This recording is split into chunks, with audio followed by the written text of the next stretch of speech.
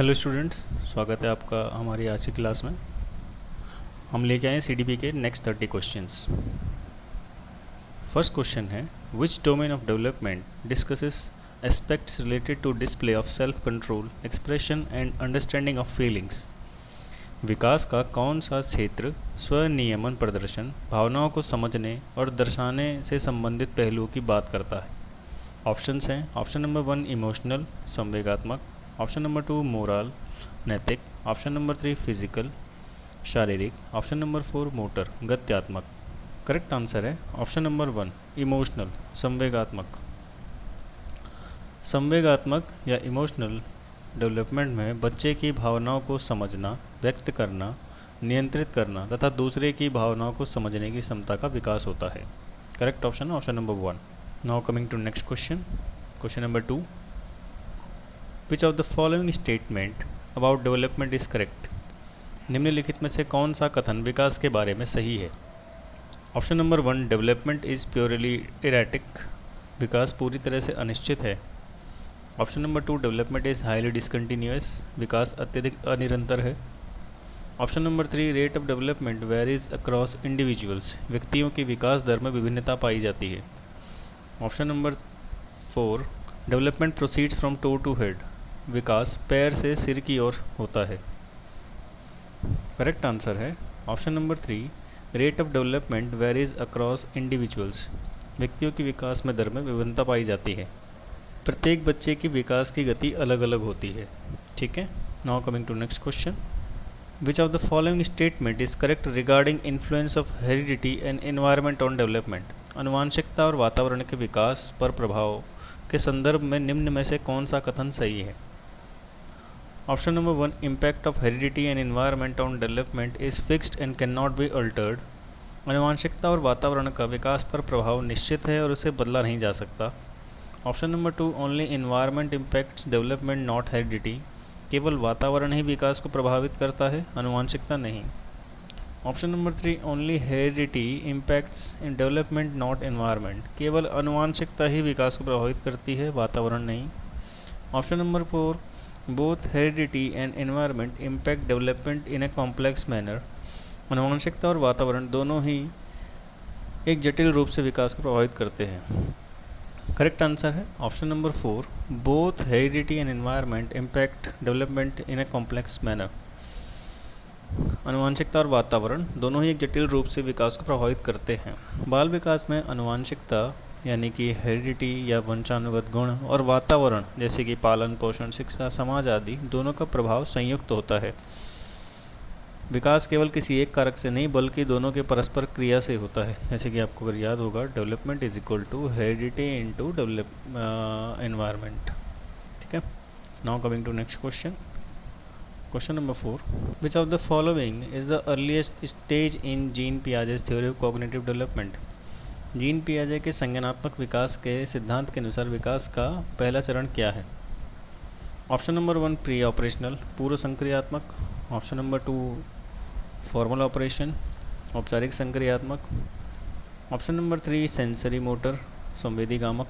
Option number 4 concrete operational, मूर्त संक्रियात्मक। Correct answer है ऑप्शन नंबर 3 संवेदीगामक, सेंसरी मोटर। ये जन्म से 0 से 2 वर्ष, जन्म से 2 वर्ष तक की अवधि तक होता है। Now coming to next question, question number 5, which of the following statement is correct as per Jean Piaget's theory of cognitive development. Jean पियाजे के संज्ञानात्मक विकास के सिद्धांत के अनुसार निम्न में से कौन सा कथन सही है? Option number 1 language facilitates cognitive development, भाषा संज्ञानात्मक विकास को सुसाधित करती है। Option number 2 biological maturation has no influence on development, जैविक परिपक्वता का विकास पर कोई प्रभाव नहीं पड़ता। Option number 3 children in pre operational stage are capable of hypothetico deductive reasoning, पूर्व संक्रियात्मक चरण में बच्चे परिकल्पनात्मक निगमनात्मक तर्क करने में सक्षम होते हैं। Option number 4 children in concrete operational stage understand classification and seriation. Correct answer है option number 4 children in concrete operational stage understand classification and seriation. मूर्त संक्रियात्मक अवस्था में या चरण में बच्चे वर्गीकरण और क्रमबद्धता समझ पाते हैं। कंक्रीट ऑपरेशनल स्टेज होता है 7 से 11 वर्ष में। इसमें बच्चे वर्गीकरण करना सीखते हैं। सीरिएशन यानी क्रमबद्धता, अर्थात वस्तुओं को आकार और उनके लंबाई, वजन, साइज आदि के आधार पर क्रम से व्यवस्थित करना सीखते हैं। ऑप्शन नंबर 1, भाषा संज्ञानात्मक विकास को सुसाधित करती है। यह विचार वाइगोत्स्की का है, पियाजे का नहीं। ठीक है। जैविक परिपक्वता का कोई प्रभाव नहीं पड़ता। पियाजे जैविक परिपक्वता को महत्वपूर्ण मानते हैं। ओके। ऑप्शन नंबर 3, पूर्व संक्रियात्मक चरण में बच्चे परिकल्पना तक निम्नातक तर्क करने सक्षम होते हैं। गलत, यह औपचारिक संक्रियात्मक अवस्था यानी कि फॉर्मल कंक्रीट ऑपरेशनल स्टेज का ऑप्शन है। परिणाम से पूछा गया which correct statement is correct, तो यहाँ पे करेक्ट स्टेटमेंट यही है, children in concrete operational stage understand classification and seriation. Now coming to next question, question number 6। Neil directs most of his actions in a way that earn him reward that is from his parents. As per Lawrence Kohlberg's theory, at which stage of moral reasoning Anil is likely to be? Anil अपने गतिविधियों को इस तरह निर्देशित करता है कि जिससे वह अपने माता पिता से पुरस्कार पा सके। लॉरेंस कोलबर्ग के सिद्धांत के अनुसार वह नैतिक तर्क के किस स्तर पर है? ऑप्शन नंबर 1, प्री कन्वेंशनल, पूर्व परंपरागत। ऑप्शन नंबर 2, परंपरागत, conventional. Option number 3, post conventional, उत्तर परंपरागत। ऑप्शन नंबर 4, फॉर्मल कन्वेंशनल, औपचारिक परंपरागत। करेक्ट ऑप्शन है ऑप्शन नंबर 1, प्री कन्वेंशनल, पूर्व परंपरागत। लॉरेंस कोलबर्ग के नैतिक विकास सिद्धांत के अनुसार पूर्व परंपरागत स्तर या प्री कन्वेंशनल लेवल पर बच्चा अपने व्यवहार का निर्णय पुरस्कार और दंड, रिवॉर्ड एंड पनिशमेंट के आधार पर करता है। Now coming to next question, question number 7। Which of the following has been emphasized by Lev Vygotsky for development of thought among children? Lev Vygotsky ने बच्चों के विचारों के विकास में निम्न में से किसकी भूमिका को महत्वपूर्ण माना है? Option number 1, social interaction. Option number 2, genetic maturation. Option number 3, classical conditioning of behaviour. Option number 4, drill and practice. सामाजिक अंतःक्रियाएं, अनुवांशिक परिपक्वता, व्यवहार का शास्त्रीय अनुकूलन, पुनरावृत्ति पर एवं अभ्यास। करेक्ट ऑप्शन है ऑप्शन नंबर 1, सोशल इंटरेक्शन, सामाजिक अंतःक्रिया। लेव वाइगोत्स्की के सामाजिक सांस्कृतिक सिद्धांत के अनुसार बच्चों के विचारों और संज्ञानात्मक विकास में सामाजिक अंतःक्रिया तथा बच्चों भाषा की सबसे महत्वपूर्ण भूमिका होती है। बच्चे माता पिता, शिक्षक और साथियों के साथ बातचीत करके सीखते हैं। अन्य विकल्प गलत क्यों हैं? जेनेटिक मैचुरेशन, ये पियाजे के सिद्धांत से जुड़ा हुआ है। व्यवहार का शास्त्रीय अनुबंधन, ये पावलोव का सिद्धांत है।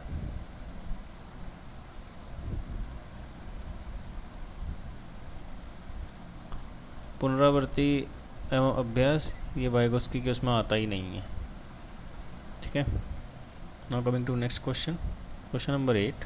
विच of the following statement is correct as per Lev Vygotsky theory? निम्न में से कौन सा कथन लेव वाइगोत्स्की के सिद्धांत के अनुसार सही नहीं है? कई भी क्वेश्चन पेपर में ऐसा है तो हमेशा इंग्लिश वाले को सही माना करो, तो नहीं को काट देना। ये हिंदी में शायद मिस टाइप हो गया होगा। Option number 1, discussions and debates hinders learning. चर्चा और वैचारिक बहस अधिगम में बाधक हैं। Option number 2, providing cues and hints foster learning. संकेत और इशारे अधिगम को बढ़ावा देते हैं। Option number 3, private speech among children represents their egocentrism. निजी वाक बच्चों की आत्मकेंद्रिता का प्रतीक है। Option number 4, learning is an individualized passive process. अधिगम एक व्यक्तिगत निष्क्रिय प्रक्रिया है। करेक्ट ऑप्शन है option number 2, providing cues and hints foster learning. संकेत और इशारे अधिगम को बढ़ावा देते हैं।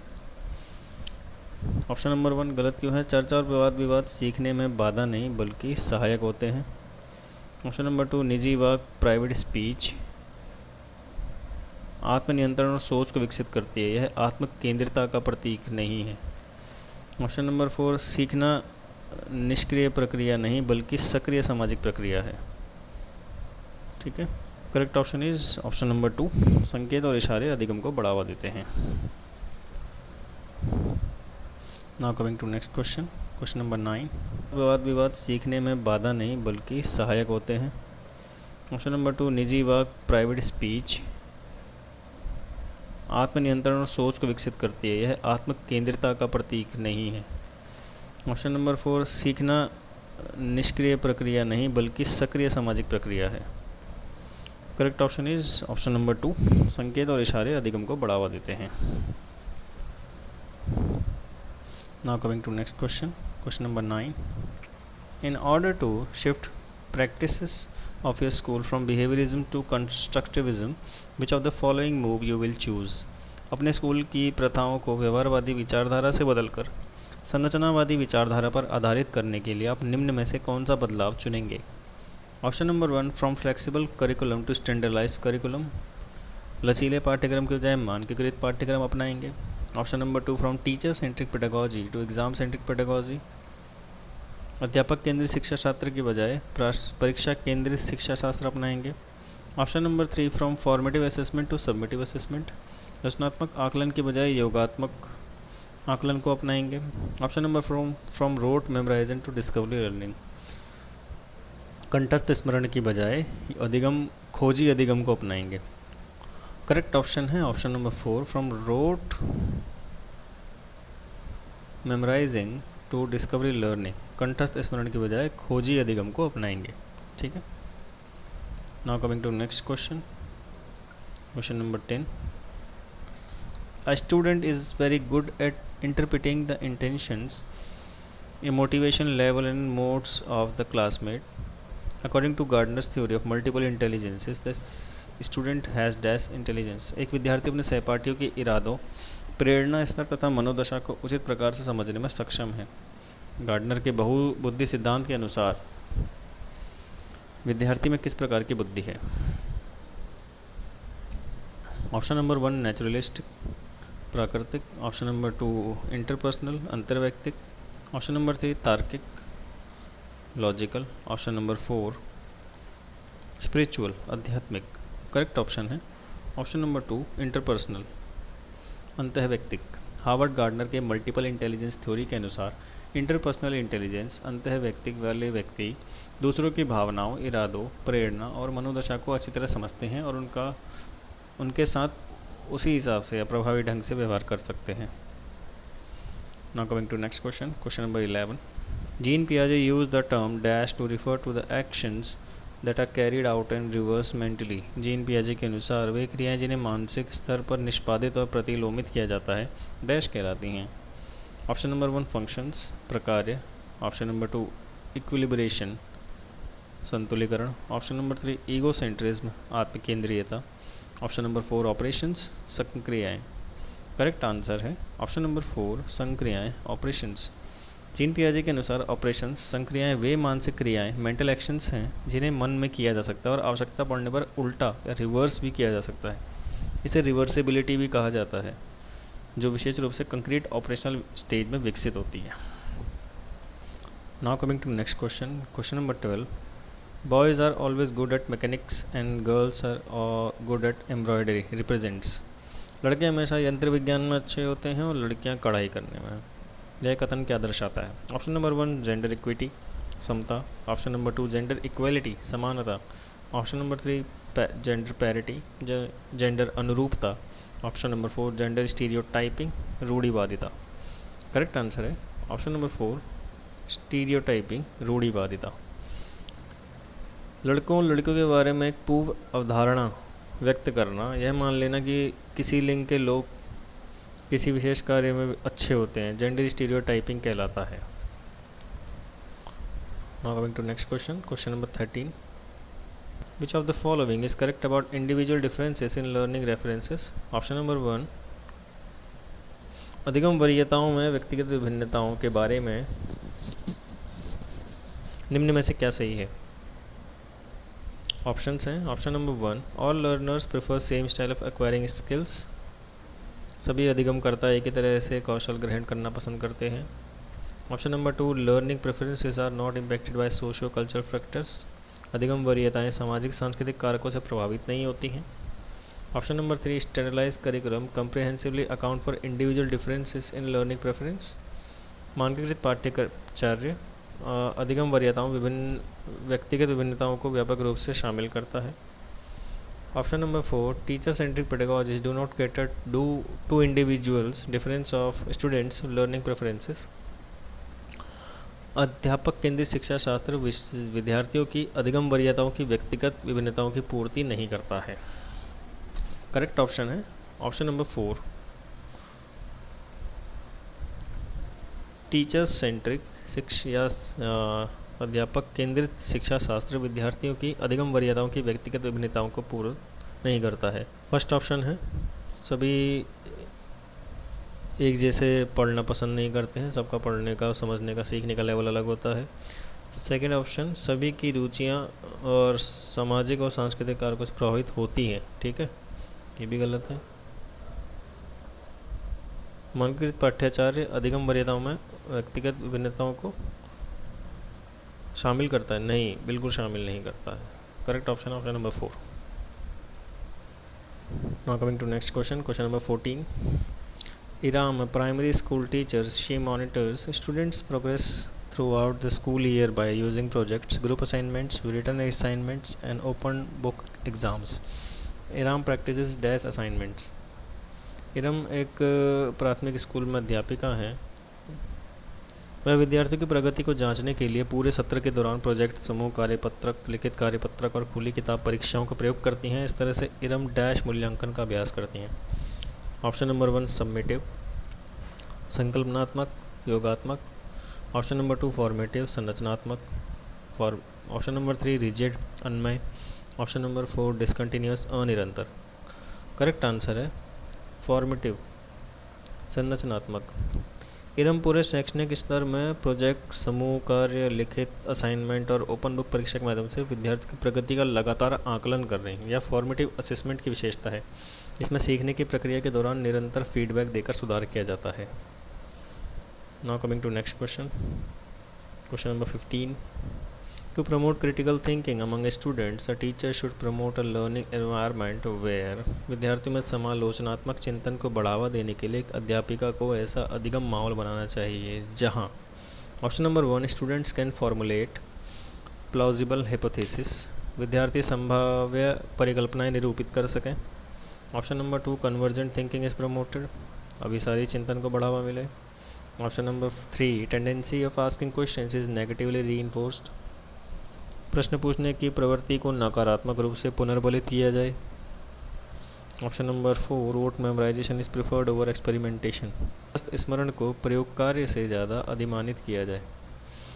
करेक्ट ऑप्शन है option number 1 students can formulate plausible hypothesis, विद्यार्थी संभाव्य परिकल्पनाएं निरूपित कर सकें। आलोचनात्मक क्रिटिकल थिंकिंग को बढ़ावा देने के लिए ऐसा वातावरण होना चाहिए जहां विद्यार्थी प्रश्न पूछे, तर्क करे, परिकल्पनाएं बनाए और उनका परीक्षण करे। Now coming to next question, question number 16। Which of the following need to be promoted for creating an inclusive culture which successfully includes students from diverse socio-economic backgrounds? एक ऐसा समावेशी वातावरण बनाने के लिए जिसमें विविध सामाजिक आर्थिक परिवेशों से आने वाले विद्यार्थियों को सफल रूप से समावेशित किया जा सके, निम्न में से किसे बढ़ावा दिया जाना चाहिए? अब इन 4 ऑप्शन में से कौन से 2 ठीक है वो बताने आपने। फर्स्ट ऑप्शन है रिस्पेक्ट फॉर डाइवर्सिटी, विविधता के प्रति सम्मान। सेकंड है इग्नोरेंस ऑफ इंडिविजुअल डिफरेंसेस, व्यक्तिगत विभिन्नताओं के प्रति उदासीनता। थर्ड है focus on performance oriented goals, प्रदर्शन उन्मुखी लक्ष्यों पर केंद्रित। और चौथा है फ्लेक्सिबल करिकुलम, लचीला पाठ्यक्रम। अब आपको बताना कौन सा ठीक है, पहला दूसरा ठीक है, पहला तीसरा ठीक है, दूसरा तीसरा ठीक है, या पहला चौथा ठीक है। ऑप्शन नंबर 1 2 3 4, तो करेक्ट आंसर है option number 4, first and fourth ठीक है। बस विविधता के प्रति समान, रिस्पेक्ट फॉर डाइवर्सिटी और लचीला पाठ्यक्रम, flexible curriculum. Now coming to next question, question number 17। Dyspraxia causes direct challenges in, गति समन्वय वैकल्य सापेक्ष रूप से किस क्षेत्र को प्रभावित करता है? ऑप्शन नंबर 1 सोशियो इंटरेक्शंस, सामाजिक पारस्परिकता। ऑप्शन नंबर 2 फिजिकल कोऑर्डिनेशन, शारीरिक सामंजस्य। ऑप्शन नंबर 3 रेगुलेटिंग इमोशंस, भावनात्मक नियमन। ऑप्शन नंबर 4 सूचना संग्रहण। करेक्ट ऑप्शन है ऑप्शन नंबर 2 फिजिकल कोऑर्डिनेशन, शारीरिक सामंजस्य। डिस्प्रेक्सिया गति समन्वय विकार एक न्यूरो विकासात्मक विकार है जिसमें व्यक्ति को शरीर की गतिविधियों के समन्वय मोटर कोऑर्डिनेशन में कठिनाई होती है, जैसे कि लिखने में, खेलने में, दौड़ने में, कूदने में, गेंद पकड़ने में, बैलेंस बनाने में। ठीक है। Now coming to next question, question number 18. Of the following should be avoided to promote the inclusion of students with visual impairment. एक समावेशित कक्षा में दृष्टिबाधिता से जूझते विद्यार्थियों के समावेशन को बढ़ावा देने के लिए किससे बचना चाहिए? Option number 1, frequent changes in arrangement of furniture and other physical objects. Furniture तथा अन्य भौतिक वस्तुओं के स्थान में और कक्षा व्यवस्था में जल्दी जल्दी परिवर्तन करना. Option number 2, providing A microphone for voice clarity. स्वर की स्पष्टता के लिए माइक्रोफोन का प्रयोग करना. Option number 3, use of multimedia teaching.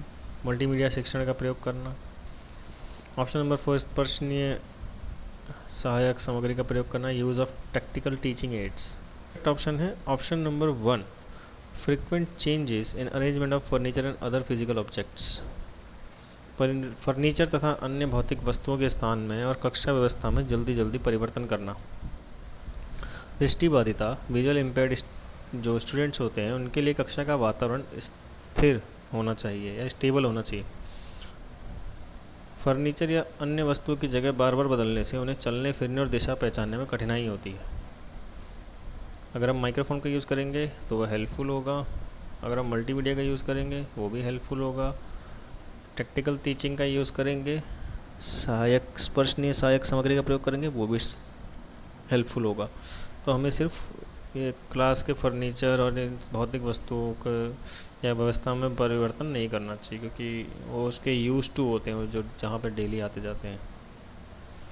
Now coming to next question, question number 19. Student with autism are likely to have. स्वालीनता से जूझते विद्यार्थी के बारे में कौन सा कथन सही है?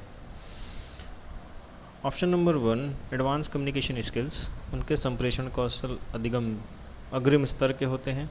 Option number 2, extra ordinary good social relationships. उनके सामाजिक रिश्ते अद्भुत रूप से अच्छे होते हैं. Option number 3, urge for frequent changes in the routine. उनमें अपनी दिनचर्या में निरंतर बदलाव की इच्छा होती है. Option number 4, high sensitivity to sensory information. उनमें संवेदिक सूचना के प्रति उच्च स्तरीय संवेदनशीलता होती है. करेक्ट ऑप्शन है option number 4, high sensitivity to sensory information. उनमें संवेदिक सूचना के प्रति उच्च स्तरीय संवेदनशीलता होती है. ऑटिज्म स्पेक्ट्रम डिसऑर्डर वाले बच्चों में अक्सर तेज आवाज़, तेज रोशनी, स्पर्श के प्रति अधिक संवेदनशीलता होती है. तो अपनी दिनचर्या में बार बार बदलाव पसंद नहीं करते हैं और सामाजिक संचार में उन्हें कठिनाई हो सकती है. ठीक है, तो ये तो 3 वैसे ही गलत है. Now coming to next question, question number 20. Which of the following is characteristic of student with giftedness.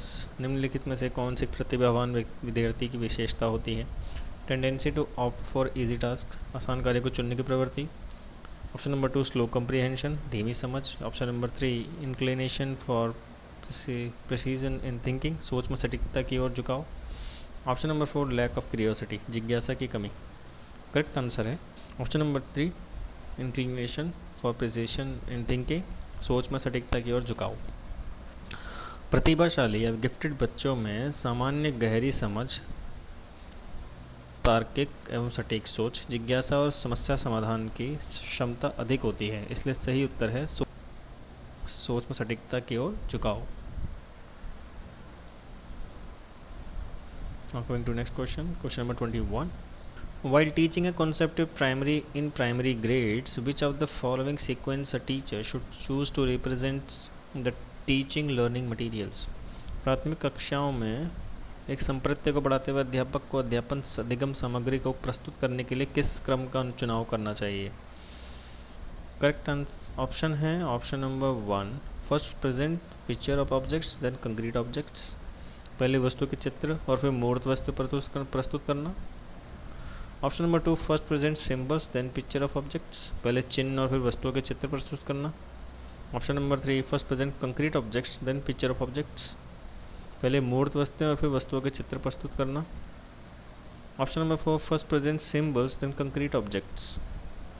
पहले चिन्ह और फिर मूर्त वस्तुएं प्रस्तुत करना। करेक्ट ऑप्शन है option number 3, first present concrete objects then pictures of objects. पहले मूर्त वस्तुएं और फिर वस्तुओं के चित्र प्रस्तुत करना। प्राथमिक कक्षाओं में शिक्षण मूर्त से अमूर्त की ओर होना चाहिए। कंक्रीट टू ऑब्स्ट्रैक्ट, पहले वास्तविक वस्तुएं कंक्रीट ऑब्जेक्ट्स दिखानी चाहिए, फिर उनके चित्र और अंत में प्रतीकों का प्रयोग करना चाहिए। Now coming to next question, question number 22. Which of the following should not be emphasized to enhance students' engagement in learning? विद्यार्थियों के अधिगम में संलग्नता को बढ़ावा देने हेतु निम्न में से किसे महत्व नहीं देना चाहिए? Option number 1, relevance of content, विषय वस्तु की प्रासंगिकता। Option number 2, competition among students, विद्यार्थियों के बीच प्रतिस्पर्धा। ऑप्शन नंबर 3, पीयर कोलैबोरेशन, सहपाठी सहभागिता। ऑप्शन नंबर 4, जानकारी का संदर्भीकरण, कंटेक्चुअलाइजेशन ऑफ इंफॉर्मेशन। करेक्ट ऑप्शन है option number 2, competition among students, विद्यार्थियों के बीच प्रतिस्पर्धा। विद्यार्थियों की सीखने में संलग्नता बढ़ाने के लिए विषय वस्तु की प्रासंगिकता, सहपाठी सहयोग और जानकारी का संदर्भीकरण महत्वपूर्ण है। अत्यधिक प्रतिस्पर्धा सीखने की सहभागिता को कम कर सकती है, इसलिए इस पर जोर नहीं देना चाहिए। Now coming to next question, question number 23.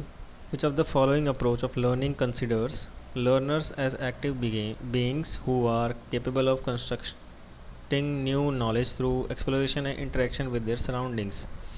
निम्न में से किस उपागम का मानना है कि अधिगमकर्ता सक्रिय प्राणी है जो अन्वेषण और अपने आसपास से अंतःक्रियाओं द्वारा नए ज्ञान के सृजन में सक्षम होते हैं? ऑप्शन नंबर 1, कंस्ट्रक्टिविस्ट, संरचनावादी। ऑप्शन नंबर 2, साइको एनालिटिक, मनोविश्लेषणवादी। ऑप्शन नंबर 3, बिहेवियरिस्ट, व्यवहारवादी। ऑप्शन नंबर 4, फंक्शनलिस्ट, प्रकार्यवादी। करेक्ट ऑप्शन है ऑप्शन नंबर 1, कंस्ट्रक्टिविस्ट, संरचनावादी। रचनावादी कंस्ट्रक्टिविस्ट दृष्टिकोण के अनुसार विद्यार्थी स्वयं सक्रिय रूप से खोज, अनुभव और अपने परिवेश के साथ अंतःक्रिया करके नया ज्ञान निर्मित करता है। शिक्षक की भूमिका यहाँ पे मार्गदर्शक, फैसिलिटेटर की होती है। Now coming to next question, question number 24. Which of the following strategy does not facilitate learning? निम्न में से कौन सी युक्ति अधिगम को सुसाधित नहीं करती? ऑप्शन नंबर 1, मेकिंग प्रिडिक्शंस, अनुमान लगाना। ऑप्शन नंबर 2, कॉन्सेप्ट मैपिंग, प्रतिचित्रण। ऑप्शन नंबर 3, फंक्शनल फिक्सनेस, प्रक्रियात्मक स्थिरता। Option number 4, creating non examples, गैर उदाहरण निर्मित करना। करेक्ट आंसर है ऑप्शन नंबर 3, फंक्शनल फिक्सनेस, प्रकार्यात्मक स्थिरता। एक संज्ञानात्मक बाधा है जिसमें व्यक्ति किसी वस्तु का केवल उसके सामान्य उपयोग के बारे में सोचता है। यह रचनात्मक और सीखने में बाधा डालती है, इसलिए यह अधिगम को सुगम नहीं बनाती। Now coming to next question, question number 25. In order to facilitate problem solving skills among students, a teacher should. विद्यार्थियों में समस्या समाधान कौशलों को सुसाधित करने के लिए एक अध्यापक को क्या करना चाहिए? Option number 1, discourage students to use heuristics, विद्यार्थियों को अनुमानतः स्वतः शोध प्रणाली के इस्तेमाल पर हतोत्साहित करें। Encourage student to explore multiple possible solutions, विद्यार्थियों को विभिन्न संभावित समाधानों को खोजने के लिए प्रोत्साहित करें। Option number 3, avoid providing scaffolding to activate require schemas, जरूरी स्कीमा को सक्रिय करने के लिए पाड़ प्रदान ना करें। Avoid giving opportunity to students for reflecting on their thinking process, विद्यार्थियों को अपनी चिंतन प्रक्रिया पर प्रतिबिंबित करने के अवसर ना प्रदान करें। करेक्ट ऑप्शन है option number 2, encourage students to explore multiple possible solutions, विद्यार्थियों को विभिन्न संभावित समाधानों को खोजने के लिए प्रोत्साहित करें।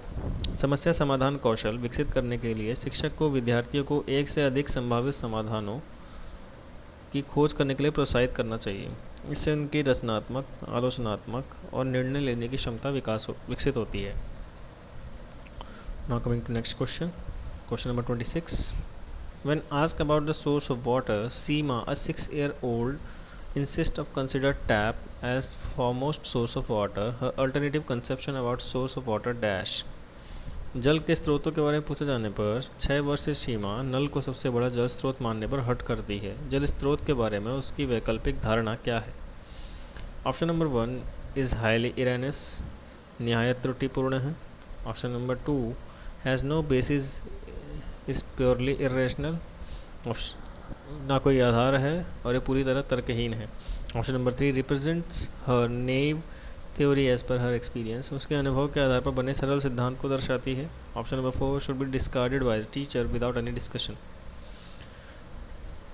इस धारणा को अध्यापक द्वारा सीधे रूप से बिना चर्चा के नकार देना चाहिए। करेक्ट ऑप्शन है ऑप्शन नंबर 3 रिप्रेजेंट हर नेव थ्योरी एज पर हर एक्सपीरियंस, उसके अनुभव के आधार पर बने सरल सिद्धांत को दर्शाती है।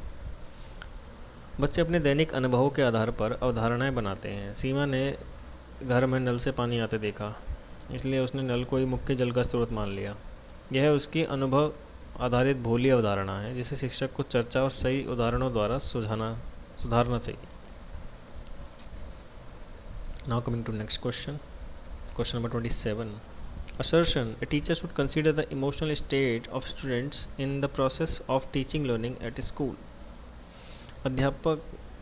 अध्यापन अधिगम प्रक्रिया में एक अध्यापिका को विद्यार्थियों की भावनात्मक स्थिति को ध्यान में रखना चाहिए।